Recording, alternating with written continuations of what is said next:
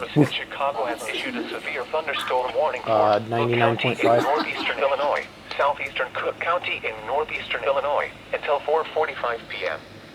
At 3:50 p.m., severe thunderstorms were located along a line extending from near Naperville to near You know I'm Mobile filming, to right? Lennox to Manhattan to near Elwood, moving east at 30 miles per hour. Hazard, 60 miles per hour wind gusts. Source, Crazy. radar indicated. Impact, expects damage to roofs, siding, and trees. Why is it so humid? Impacted include Chicago, Cicero, Hammond, Bolingbrook, Orland Park, Tinley Park, Oak Lawn, Berwyn, Oak Park, Calumet City, Woodridge, Chicago Heights, West Town, Chicago Lawn, Englewood, South Shore, Roseland, Lincoln Park, Bridgeport, Chicago Loop, South Lawndale, Midway Airport, Austin, Burbank, and Lansing. Well, geez, how big is For your that severe protection, thunderstorm? move to an interior room on the lowest floor of a building.